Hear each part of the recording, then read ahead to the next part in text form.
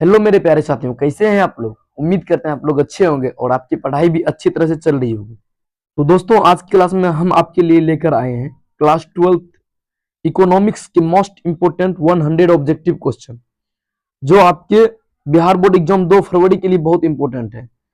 यानी ये 100 objective question जो है, ये आपके आने वाले परीक्षा 2 फरवरी के लिए सबसे उपयोगी साबित होंगे। तो चलिए आज की क्लास को बिना विलंब के शुरू करते हैं। अगर आप चैनल पर पहली बार आए हैं तो चैनल को सब्सक्राइब कीजिएगा और वीडियो को लाइक कर अपने दोस्तों के साथ जरूर शेयर कीजिएगा। और जिसका आंसर आपको पहले से पता हो, साथ साथ आंसर देते हुए भी चलिएगा। आपका पहला क्वेश्चन है, राष्ट्रीय आय की गणना किस विधि से नहीं होती है।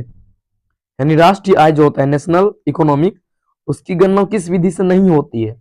उत्पादन विधि से, आय की विधि से, व्यय की विधि से, मूल्य विधि से। तो इसका आंसर हो जाएगा मूल्य विधि से। यानी मूल्य विधि से आय की गणना नहीं होती, यानी ऑप्शन नंबर डी हो जाएंगे इसका बिल्कुल करेक्ट आंसर। और आपका अगला क्वेश्चन है, क्वेश्चन नंबर 2 है, जीडीपी का पूरा नाम क्या है। जिनके ऑप्शन आपका gross domestic product, general domestic product, gross demand product, global domestic product. तो जीडीपी का पूरा नाम है ग्रॉस डोमेस्टिक प्रोडक्ट। क्या है? Gross domestic product. और जीडीपी किस प्रधानमंत्री के कार्यकाल में लागू हुआ, इसका आंसर आप लोगों को कमेंट में देना है। और आपका अगला क्वेश्चन है, शुद्ध राष्ट्रीय उत्पाद एनएनपी किसके बराबर होता है। यानी एनएनपी जो है किसके बराबर होता है। ऑप्शन ए है आपका जीडीपी माइनस घिसावट, ऑप्शन बी है जीएनपी माइनस घिसावट, ऑप्शन सी है एनडीपी प्लस कर, और ऑप्शन डी है एनएनपी प्लस कर। तो इसका सही उत्तर हो जाएगा जीएनपी माइनस घिसावट, यानी ऑप्शन नंबर बी हो जाएंगे। और आपका अगला क्वेश्चन है, भारत में राष्ट्रीय आय की गणना कौन करता है।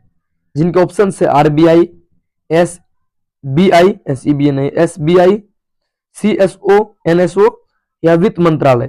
तो भारत में राष्ट्रीय आय की जो गणना होती है, यह करती है आपका सीएसओ और एनएसओ। और आपका अगला क्वेश्चन है, यानी क्वेश्चन नंबर 5 है, उपभोग का मुख्य निर्धारक क्या है। जिनके ऑप्शन से आय, जनसंख्या, कीमत या बचत। तो उपभोग का मुख्य निर्धारक जो है वो है आपका आय। क्या है? आय। और है आपका अगला क्वेश्चन, सीमांत उपभोग प्रवृत्ति यानी एमपीसी का मान होता है। यानी इसका मान क्या होता है, एमपीसी का मान। जिनके ऑप्शन है 0 और 1 के बीच, ऑप्शन बी है 1 से अधिक, ऑप्शन सी है ऋणात्मक, और ऑप्शन डी है 0। तो इसका सही उत्तर हो जाएगा ऑप्शन नंबर ए, यानी 0 से 1 के बीच। और आपका अगला क्वेश्चन है, किन्स का संबंध किससे है। जिनके ऑप्शन से पूंजी से, रोजगार से, जनसंख्या से या मुद्रा से। तो किन्स का जो संबंध है यह है आपका रोजगार से। किससे? रोजगार, यानी ऑप्शन नंबर बी जो है इसका बिल्कुल करेक्ट आंसर हो जाएंगे। और आपका अगला क्वेश्चन है, पूर्ण रोजगार की स्थिति में बेरोजगारी कहलाती है। यानी पूर्ण रोजगार की स्थिति में बेरोजगारी क्या कहलाती है। जिनके ऑप्शन है चक्रीय, मौसमी, संरचनात्मक या स्वैच्छिक। तो इसका सही उत्तर हो जाएगा स्वैच्छिक, यानी ऑप्शन नंबर डी। और आपका अगला क्वेश्चन है, क्वेश्चन नंबर 9 है, मुद्रास्फीति का अर्थ क्या है। जिनके ऑप्शन है कीमतों में गिरावट, ऑप्शन बी है कीमतों में वृद्धि, ऑप्शन सी है आय में वृद्धि, ऑप्शन डी है उत्पादन में वृद्धि। तो इसका सही उत्तर हो जाएगा कीमतों में वृद्धि। किसमें? कीमतों में वृद्धि, यानी ऑप्शन नंबर बी जो है इसका बिल्कुल करेक्ट आंसर हो जाएगा। और आपका अगला क्वेश्चन है, मुद्रा का प्रमुख कार्य क्या है। जिनके ऑप्शन है विनिमय का माध्यम, बचत, उत्पादन या उपभोग। तो मुद्रा का प्रमुख कार्य आपका विनिमय का माध्यम। क्या है? विनिमय का माध्यम। और आपका अगला क्वेश्चन है, आरबीआई की स्थापना कब हुई। यानी आरबीआई जो इनकी स्थापना कब हुई थी। जिनके ऑप्शन आपका 1930, 1935, 1947 या 1950। तो आरबीआई का स्थापना 1935 में हुई थी। तो दोस्तों, आज जो हम लोग टोटल 100 ऑब्जेक्टिव कर रहे हैं, अगर आपको आज की क्लास अच्छा लग रहा हो तो वीडियो को लाइक करें, चैनल को सब्सक्राइब करें और अपने दोस्तों के साथ जरूर शेयर करें। और आपका अगला क्वेश्चन, आरबीआई का मुख्यालय कहाँ है। जिनके ऑप्शन है दिल्ली, कोलकाता, मुंबई या चेन्नई। तो आरबीआई का जो मुख्यालय वो आपका मुंबई में। कहाँ? मुंबई में। और आपका अगला क्वेश्चन है, मुद्रा की आपूर्ति में क्या शामिल है। जिनके ऑप्शन है नगद, मांग जमा, सावधि जमा या ए और बी दोनों। तो इसका सही उत्तर हो जाएगा ए और बी दोनों, यानी नगद और सावधि जमा। ऑप्शन नंबर डी हो जाएंगे। और आपका अगला क्वेश्चन है, वाणिज्य बैंक का मुख्य कार्य क्या है? जिनके ऑप्शन से मुद्रा छापना, ऋण देना, कर लगाना या बजट बनाना। तो इस बैंक का मुख्य कार्य है ऋण देना, यानी लोन देना। और आपका अगला क्वेश्चन है, सीआरआर का प्रमुख पूर्ण रूप क्या है? यानी सीआरआर का जो पूर्ण रूप है वो क्या है? जिनके ऑप्शन से cash reserve ratio, credit reserve ratio, current reserve ratio या कैपिटल रिजर्व रेशियो। तो सीआरआर का जो मुख्य कार्य है, तो पूर्ण रूप है, ये है आपका कैश रिजर्व रेशियो, यानी full form cash reserve ratio है। और आपका अगला क्वेश्चन है, बैंक द्वारा किसके द्वारा निर्धारित, बैंक दर किसके द्वारा निर्धारित होती है? सरकार के द्वारा, आरबीआई के द्वारा, एसबीआई के द्वारा या संसद के द्वारा। तो बैंक दर जो होता है ये होता है आपका आरबीआई के द्वारा, यानी रिजर्व बैंक ऑफ इंडिया, इसके द्वारा होती है। इनसे रिलेटेड एक क्वेश्चन है कि आरबीआई की स्थापना कब हुई थी? किसकी स्थापना? आरबीआई की स्थापना। अगर इसका आंसर आप लोग को पता हो तो कमेंट में जरूर बताइएगा। और आपका अगला क्वेश्चन है, चेक किस पर आधारित होता है? विश्वास पर, जमा पर, ऋण पर या कर पर। तो चेक जो होता है जमा पर निर्धारित होता है। किस पर? जमा पर। आपका अगला क्वेश्चन है, खास सृजन का अर्थ क्या है? तो खास सृजन का जो अर्थ होता है ये होता है ऋण देना। क्या होता है? ऋण देना। और आपका अगला क्वेश्चन है, नगद आरक्षित अनुपात बढ़ाने से क्या होगा? यानी नगद आरक्षित अनुपात जो उसके बढ़ाने से क्या होगा? तो उनके बढ़ाने से जो है ऋण बढ़ेगा। क्या होगा? सॉरी, ऋण घटेगा। और आपका अगला क्वेश्चन है, मुद्रास्फीति पर नियंत्रण का साधन है? ऑप्शन आपका राजकोषीय नीति, मौद्रिक नीति, औद्योगिक नीति या व्यापारिक नीति। तो मुद्रास्फीति पर नियंत्रण का साधन जो है यह है आपका मौद्रिक नीति। क्या है? मौद्रिक नीति। और आपका अगला क्वेश्चन है, बजट किसका विवरण होता है? यानी बजट जो है किसका विवरण होता है? तो इनका सही उत्तर हो जाएगा आय और व्यय दोनों का, यानी आय और व्यय का दोनों का विवरण होता है बजट। और आपका अगला क्वेश्चन है, घाटे का बजट क्या दर्शाता है? यानी घाटे होता है तो हमें क्या दर्शाता है? तो वो दर्शाता है कि आपका व्यय जो है आय से अधिक है। क्या है? व्यय आय से अधिक है। और आपका अगला क्वेश्चन है, राजस्व घाटा होता है जब, यानी राजस्व घाटा कब होता है? तो इसका सही उत्तर हो जाएगा आपका राजस्व आय जो होता है जब राजस्व व्यय से, सॉरी, राजस्व आय से राजस्व व्यय अधिक होता है तब हमें राजस्व घाटा होता है। आपका अगला क्वेश्चन है, राजकोषीय घाटा किसे दर्शाता है? यानी राजकोषीय घाटा जो है किसे दर्शाता है? सरकार की उधारी को, कर को, बचत को या निवेश को। तो यह दर्शाता है आपका सरकार की उधारी को। और आपका अगला क्वेश्चन है, कर के प्रकार कितने हैं? 1, 2, 3 या 4। तो कर के जो टोटल प्रकार है वो आपका 2 है। कितने हैं? 2। और आपका अगला क्वेश्चन है, प्रत्यक्ष कर का उदाहरण है। प्रत्यक्ष कर का क्या उदाहरण है?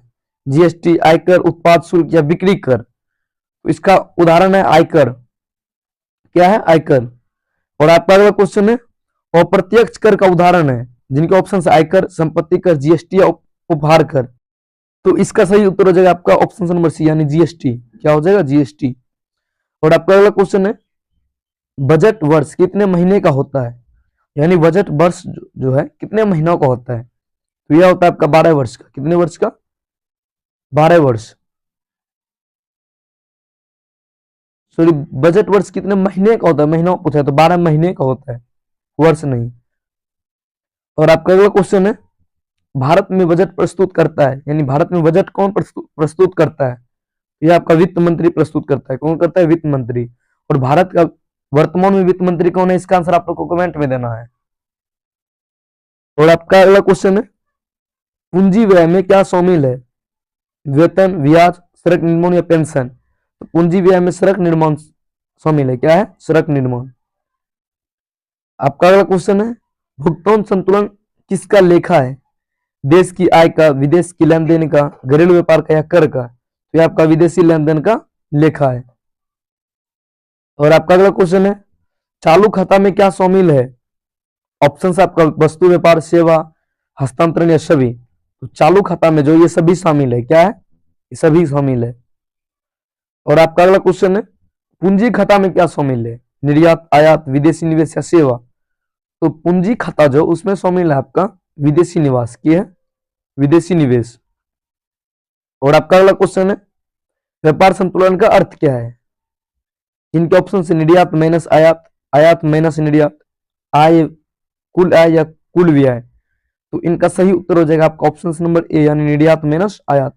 व्यापार संतुलन का क्या अर्थ है, निर्यात माइनस आयात। और जो है आपका अगला क्वेश्चन है, क्वेश्चन नंबर 35 है, विदेशी मुद्रा दर क्या है। जिनके ऑप्शन है आपका वस्तु का कीमत, मुद्रा का मूल्य, ब्याज दर या कर दर। इसका सही उत्तर हो जाएगा आपका क्वेश्चन नंबर 35 का सही उत्तर हो जाएगा आपका ऑप्शन नंबर बी, यानी मुद्रा का मूल्य।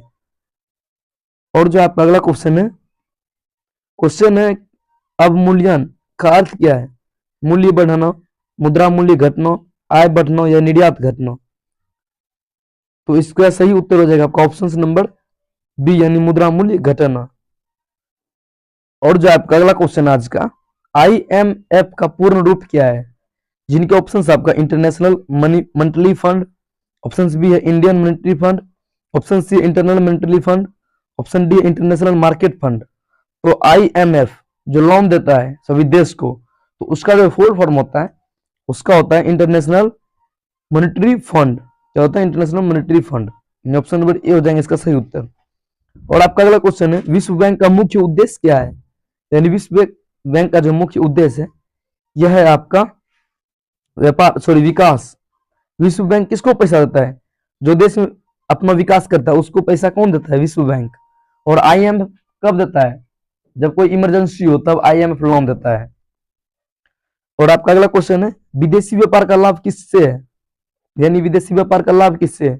जिनके ऑप्शन है आत्मनिर्भरता से, प्रत्यक्ष पदार्थ से, उत्पादन वृद्धि से या सभी से। तो विदेशी व्यापार का जो लाभ है ये सभी से है।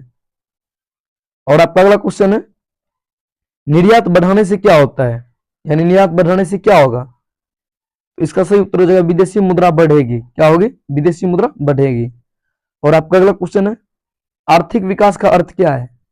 आय में वृद्धि, उत्पादन में वृद्धि, वास्तविक आय में वृद्धि या कीमत वृद्धि। तो आर्थिक विकास का जो अर्थ होता है यह होता है आपका वास्तविक आय में वृद्धि। क्या होता है, वास्तविक आय में वृद्धि। और आपका अगला क्वेश्चन है, पंचवर्षीय योजना किससे संबंधित है, कृषि से, उद्योग से, विकास से या कर से। तो पंचवर्षीय योजना जो है यह आपका संबंधित है विकास से। यानी कोई भी विकास का काम हो रहा है तो उसमें पंचवर्षीय योजना लागू होता है। और आपका अगला क्वेश्चन है, भारत की पहली पंचवर्षीय योजना शुरू हुई थी, कब हुई थी। तो यह हुई थी 1951 में। और आपका अगला क्वेश्चन है, मानव विकास सूचकांक किसने दिया।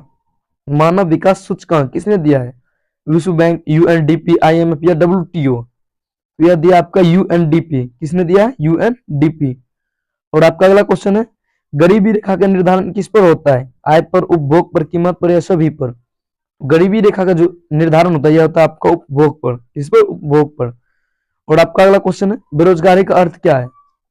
जिनके ऑप्शन से काम की कमी, काम ना मिलना, आय की कमी, उत्पादन की कमी। तो इसका सही उत्तर हो जाएगा काम ना मिलना। क्या हो जाएगा, काम ना मिलना।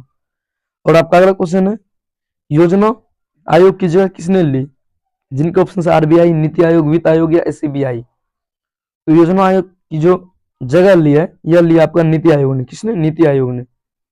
और आपका अगला क्वेश्चन है, सतत विकास का अर्थ क्या है, अल्पकालिक विकास, पर्यावरण सहित विकास, औद्योगिक विकास या कृषि विकास। तो सतत विकास का जो मुख्य अर्थ है यह आपका है पर्यावरण सहित विकास। क्या है, पर्यावरण सहित विकास। और आपका अगला क्वेश्चन है, जनसंख्या वृद्धि का प्रभाव पड़ता है, किस पर पड़ता है जनसंख्या वृद्धि का प्रभाव, संसाधन पर, रोजगार पर, आय पर या सभी पर। जनसंख्या बढ़ने से संसाधन भी अधिक उपयोग होता है, रोजगार की भी कमी हो जाती है, आय पर भी असर पड़ता है। ऑप्शन नंबर डी हो जाएंगे सभी। और आपका अगला क्वेश्चन है, भारत एक डैश अर्थव्यवस्था है, समाजवादी, पूंजीवादी, मिश्रित या साम्यवादी। तो भारत जो मिश्रित अर्थव्यवस्था है। क्या है, मिश्रित अर्थव्यवस्था। और आपके लिए एक क्वेश्चन है कि भारत की वर्तमान में अर्थव्यवस्था कितनी है।